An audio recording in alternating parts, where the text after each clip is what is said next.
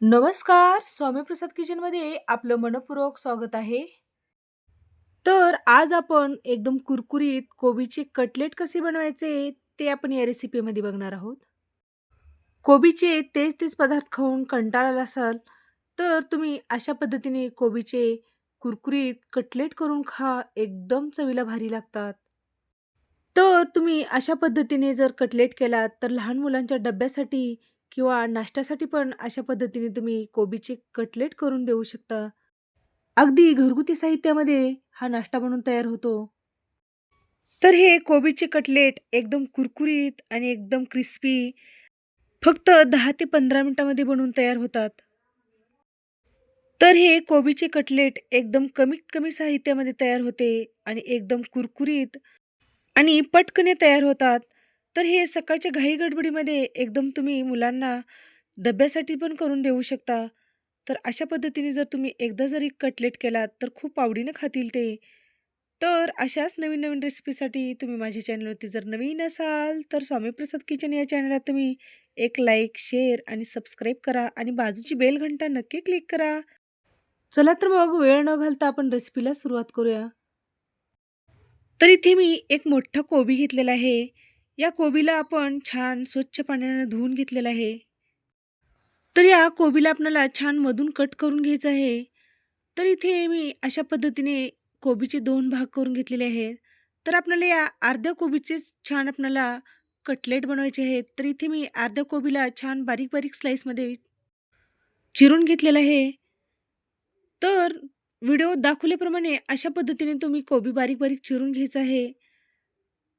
हे कोबी चिरून झाल्यानंतर आपल्याला एका डिशमध्ये काढून घेऊया. नंतर त्याच्यामध्ये आपल्याला थोडंसं मीठ घालून याला छान एक 5 ते 10 मिनिटासाठी बाजूला काढून ठेवायचं आहे. तर इथे आपल्याला कटलेट बनवण्यासाठी लागणारं साहित्य बघूया. इथे बेसन घेतलेलं आहे, तांदळाचं पीठ घेतलेलं आहे, बारीक चिरून घेतलेला कांदा, धना पावडर, चाट मसाला, गरम मसाला, एक 2 हिरवी मिरचीचे तुकडे बारीक करून घेतलेले आहेत, एक 10 ते 12 लसणीच्या पाकळ्या, अर्धा चमचा जिरं घेतलेलं आहे, लाल तिखट, हळद पावडर आणि चवीनुसार मीठ घेतलेलं आहे. तर इथे आपल्याला लागणारं साहित्य बघितलं. कोबीला मीठ लावून ठेवण्याचं कारण म्हणजे कोबी हे एकदम खाताना आपल्याला कच्चा लागणार नाही आणि एकदम सॉफ्ट आणि मऊ होतो. तर इथे मीठ लावून ठेवल्यामुळे या कोबीला छान पाणी सुटलेलं आहे.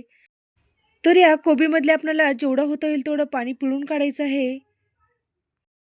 तर इथे मी कोबीमधलं छान पाणी काढून घेतलेलं आहे आणि ही कोबी एकदम छान आपली नरम आणि एकदम मऊसूत झालेली आहे.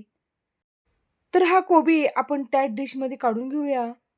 नंतर आपल्याला त्याच्यामध्ये सुखे मसाले घालून घ्यायचे आहेत. इथे मी एक अर्धा चमचा हळद पावडर घालून घेतलेला आहे. अर्धा चमचा गरम मसाला, चवीनुसार लाल तिखट घालून घेतलेला आहे. धना पावडर, अर्धा चमचा चाट मसाला घालून घेतलेला आहे. जिरे, नंतर बारीक चिरून घेतलेल्या हिरवी मिरचीचे तुकडे घालून घेतलेले आहेत. बारीक ठेचून घेतलेलं लसूण घालून घेतलेलं आहे. आल्याची पेस्ट घातलेली आहे. नंतर आपल्याला याच्यामध्ये चवीनुसार मीठ घालून घ्यायचं आहे. बारीक चिरून घेतलेला कांदा, नंतर आपल्याला याच्यामध्ये एक 4 ते 5 चमचे आपल्याला बेसनचं पीठ घालून घ्यायचं आहे. नंतर आपल्याला याच्यामध्ये तांदळाचं पीठ घालून घ्यायचं आहे. तर इथे मी एक 3 ते 4 चमचे तांदळाचं पीठ घातलेलं आहे. तुमच्याकडे तांदळाचं पीठ जर नसेल, तर तुम्ही याच्यामध्ये कॉर्नफ्लॉवर किंवा बारीक रवा पण घालू शकता. त्याच्यामुळे पण हे कटलेट्स छान कुरकुरीत होतात. तर इथे मी तांदळाचं पीठ आणि बेसनचं पीठ घालून छान याला मिक्स करून घेतलेलं आहे. तर या पत्ताकोबीमध्ये त्याचं पत्ताकोबीचं भरपूर प्रमाणात हे पाणी असतं. म्हणून आपल्याला पाणी न घालता आपल्याला असंच हे पीठ मळून घ्यायचं आहे. तर बघितलात आपण जसं-जसं आपण पीठ हे छान एकदम एकजीव करत आहोत, तसं-तसं या गोबीला आणि या मिश्रणाला छान पाणी सुटलेलं आहे. हे मिश्रण एकदम छान कुस्करून-कुस्करून घ्यायचं आहे, म्हणजे या पत्ताकोबीचं एकदम छान पाणी सुटलं जातं. तर बघितलात तुम्ही पाणी न घालताच आपलं हे एकदम कटलेटसाठी आपलं हे पीठ एकदम व्यवस्थित तयार झालेलं आहे. तर हे घट्टसर आपला मस्त कटलेटसाठी मस्त गोळा बनून तयार झालेला आहे.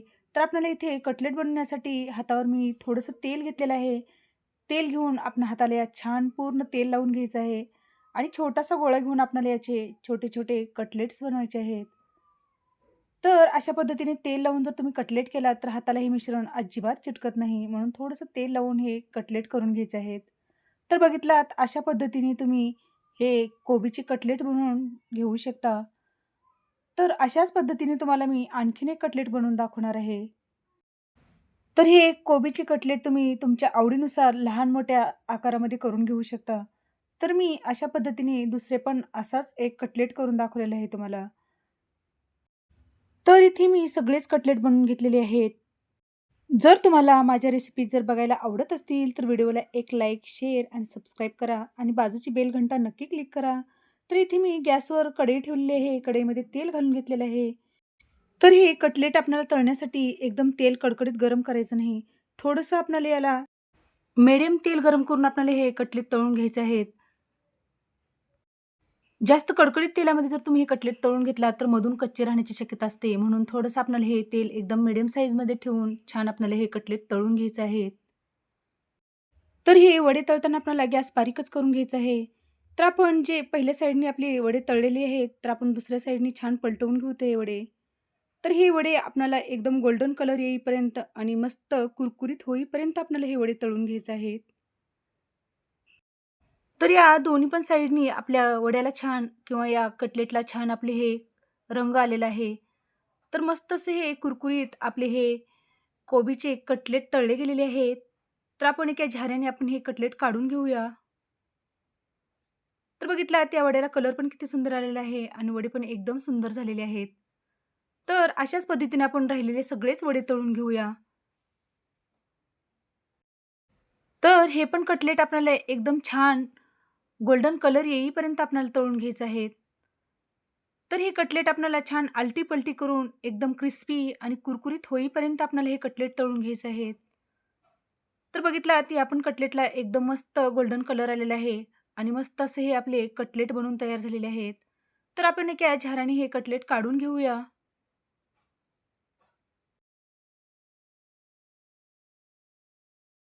बघू शकता तुम्ही या कटलेटला कलर किती सुंदर आलेला आहे. तर हे कटलेट झाऱ्याने काढल्यामुळे या कटलेटमधलं तेल पूर्णपणे निथळलं जातं. म्हणून झाऱ्यानेच आपण हे कटलेट काढून घ्यायचे आहेत. तर मस्त असे आपले कोबीपासून मस्त कुरकुरीत कटलेट बनवून तयार झालेले आहेत. तर हे कटलेट तुम्ही हिरव्या चटणीसोबत किंवा सॉससोबत जरी खाल्लात, तर चवीला एकदमच अप्रतिम लागतात. तर तुम्हाला आजची रेसिपी कशी वाटली नक्की कमेंटमध्ये सांगा.